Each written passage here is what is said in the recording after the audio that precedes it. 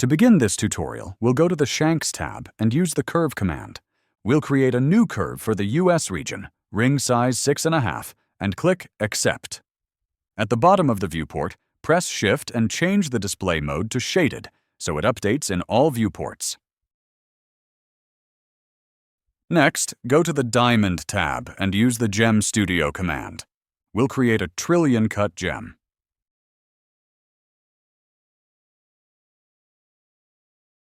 Set Move in Z to 3.5 from the Q-lit and the size to 1 carat. Select Add Gem at Point, and with OSNAP activated, click the top reference point. Then right-click to confirm and accept the command. As we can see, the gem is facing sideways, so we'll rotate it 90 degrees.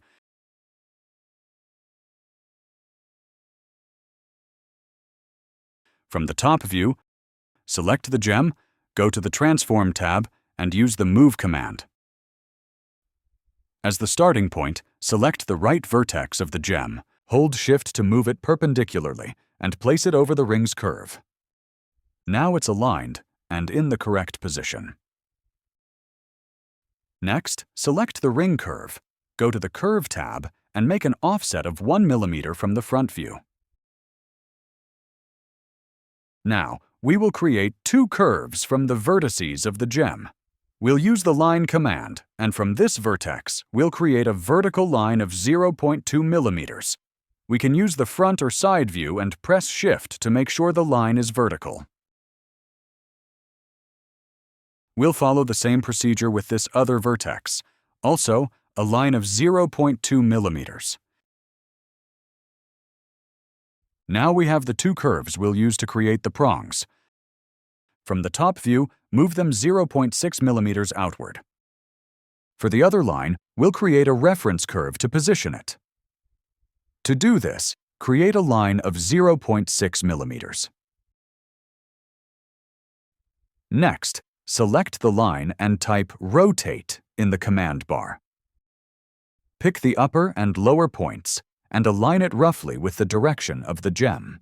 This will serve as a reference line. Now move the existing curve close to that point, making sure it's about 0.6 mm from the gem. Both curves are now positioned correctly. I'll change their layer color to make them easier to see. Now, to create our prongs, the first thing we'll do is create a connection between these lines and the curve we created earlier. From the perspective view, use the Blend command, select the lower end of the first curve, and then the offset ring curve. If you notice that point 2 is rotated, click Flip. From the front view, adjust the control point slightly so the curve runs more parallel to the gem line.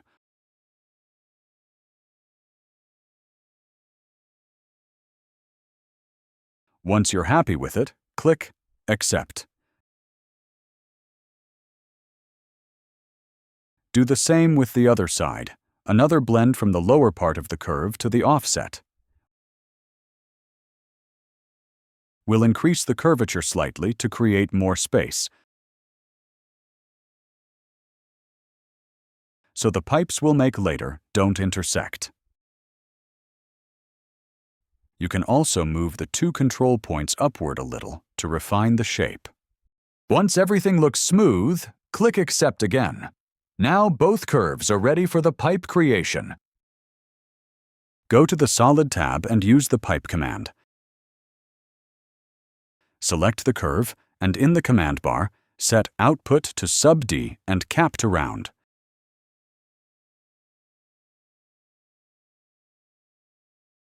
From the top view, make sure it slightly intersects the gem so it will hold it securely. Then from the front view, use the perpendicular guide on the ring curve, click, and right-click to confirm the pipe creation. Repeat the same process for the other side. Select the curve, set Output to Sub-D, Cap to Round, and make sure it intersects slightly with the gem. From the front view, confirm again. And both pipes are now perfectly created. Now we'll join the two pipes. In the perspective view, hold Ctrl plus Shift and double-click an edge loop to select it. If you don't remember this shortcut, go to the Sub-D tab and activate the Edge filter, which lets you double-click to select loops directly. Delete that loop and the one below it. Do the same for the lower side as well. Now activate the face filter, hold Shift, and select the side faces that connect to the opposite pipe. Delete them too. Select the 4 connecting loops and delete those as well. This leaves 2 open ends. Switch back to the edge filter, select one loop, hold Shift, select the opposite loop, and use the bridge command. If the orientation looks off, adjust it by rotating the points. Move each point into position, clicking and dragging as needed until the connection looks correct. You can pause the video at this point to check the correct direction of the bridge arrows.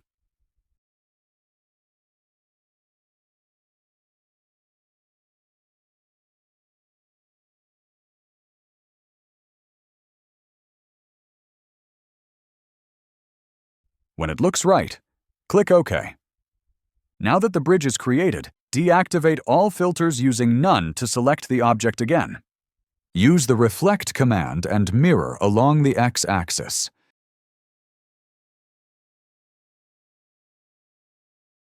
Make sure the arrows point toward the side you want to mirror.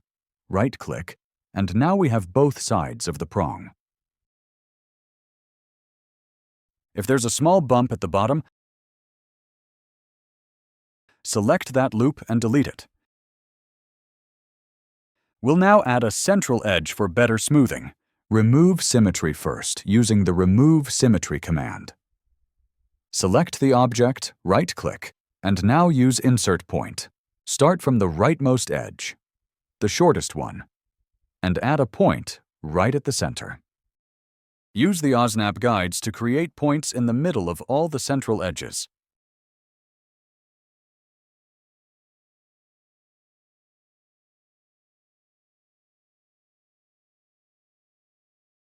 Right-click to confirm. And the model looks much smoother now.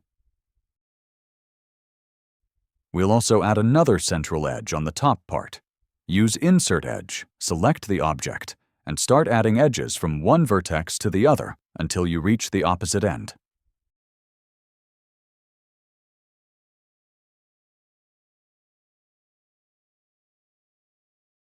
Right-click to confirm when done. Check that both the top and bottom sides have a central edge loop.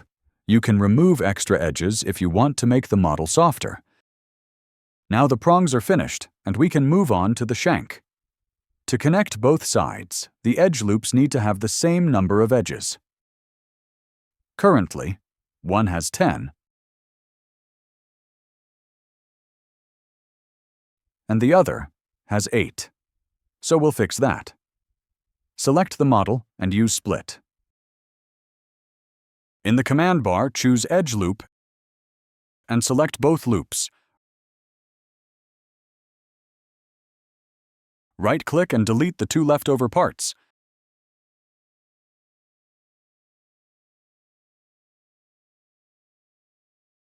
Now, on the side of the edge loop that has 10 parts, we need to remove 2 edges so that it matches the other side. Now both sides have 8 edges. Since the curve doesn't fully match the ring's shape, we'll select the vertex and move it closer to the ring curve. If needed, lift it slightly for a more circular shape. Go to the Curve tab and use Duplicate Edge. Double-click the desired edges and press Enter to confirm. Now we have our duplicated curves. Select them, go to the Transform tab, and use Rotate. Set the rotation center to 0.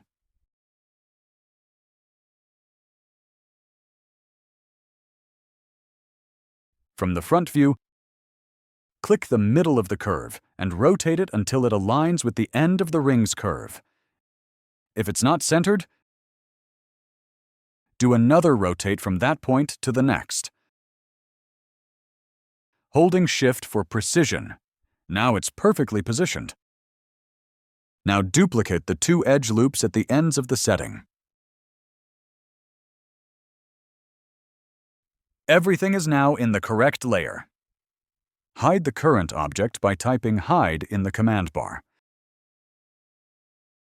Take the offset curve of the ring and cut it with Split using the 2 blend curves we created earlier. Now we have the offset curve divided into separate parts. Move the curve you won't be using to another layer, or delete it if you prefer. Type Show to display the main model again. Now we're ready to create the shank sweep. Go to the Sub-D tab, select the cut curve, and use the Sweep 1 Rail command. When prompted, select the 3 profile curves we obtained from the model.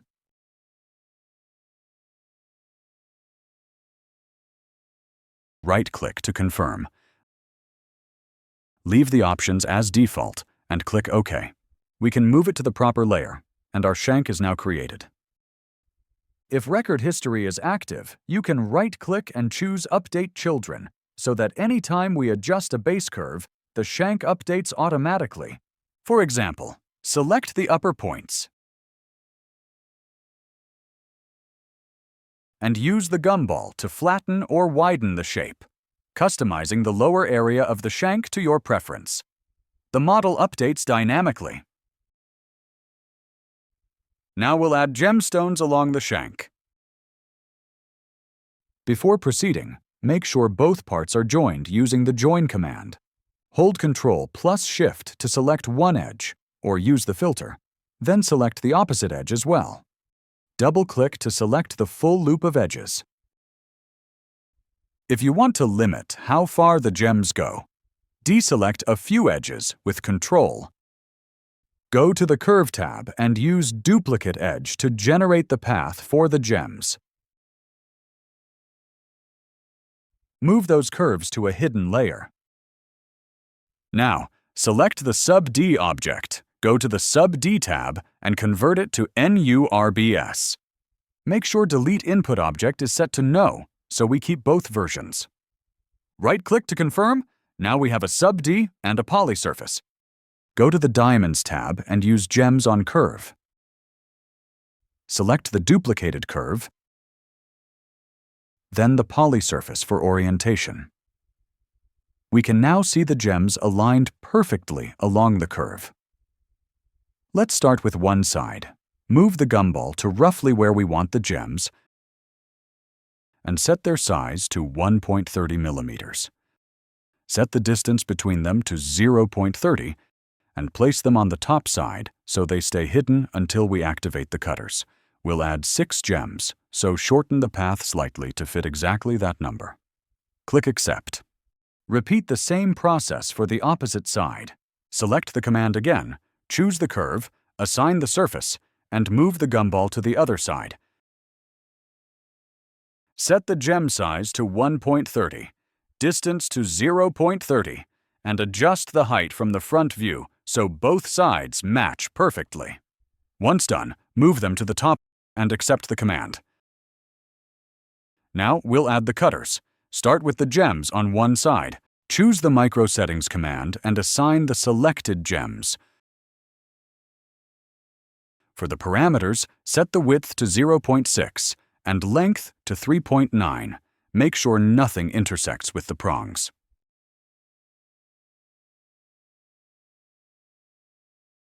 Enable the V-cutters, lower the height to 1,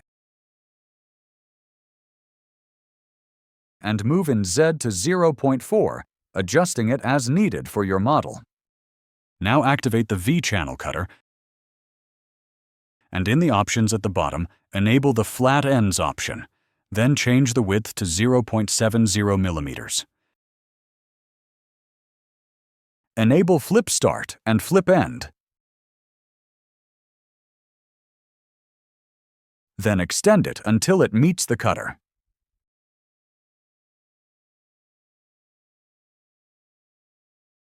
Lower the height to make sure it doesn't intersect, and click Accept.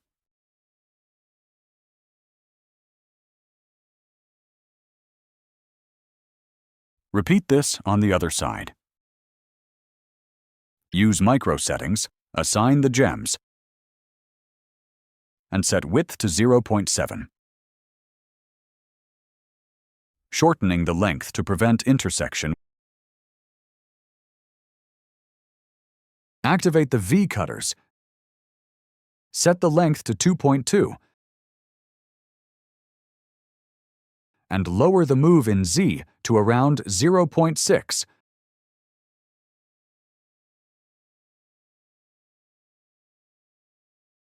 Adjusting it as needed for your model.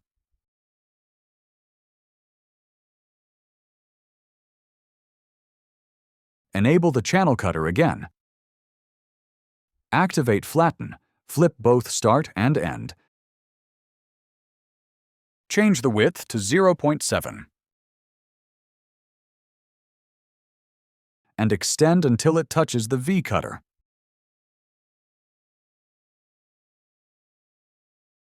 Lower the height to make sure it doesn't intersect.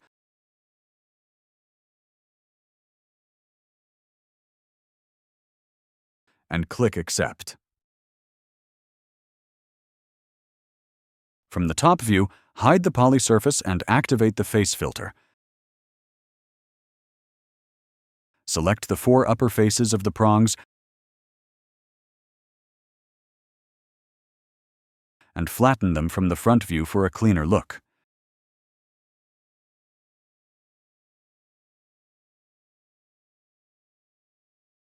You can also use merge faces to make them smoother. Repeat this for all prongs. Slightly raising the top edges to better secure the gem. Take your time to shape the prongs to your liking. Remember, it's an organic model, so you can adapt it as needed.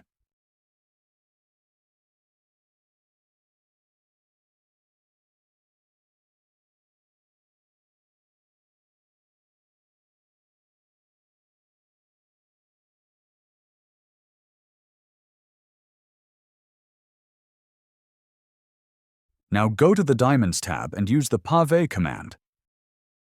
Select the None filter, assign the object, and add a 1 mm stone to the prongs.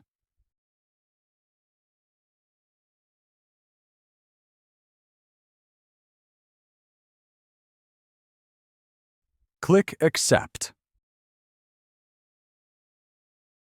To continue, we'll need to ungroup the gems. Select them, then press the middle mouse button or type Ungroup in the command bar. Next, select the last 3 gems and move them down by 0.15 mm.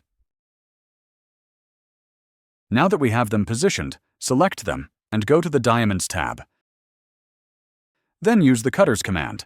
In the panel, select the 4th preset and confirm the command. Now select the solid model and perform a Boolean difference with the cutters. To do this, go to the Solid tab and use the Boolean difference command. Select all the cutters,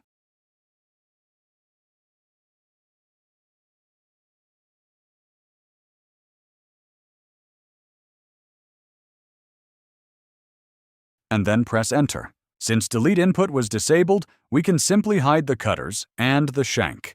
And now we have our finished ring. Finally, let's secure the main gem. Select it, go to the Diamonds tab, and use the Basket command. Edit it, remove the prongs, and adjust the rails. Hide the lower rail, set the upper one to Custom Shape, and choose Profile 004. Now adjust the slider to increase the intersection with the prongs. We'll leave it at approximately 82%. Set the undergirdle to 1.2, and the gem is perfectly supported. Perform a Boolean union to merge all parts. And that's it. Our model is complete and ready for rendering. We'll leave a reference render, but don't hesitate to send us yours.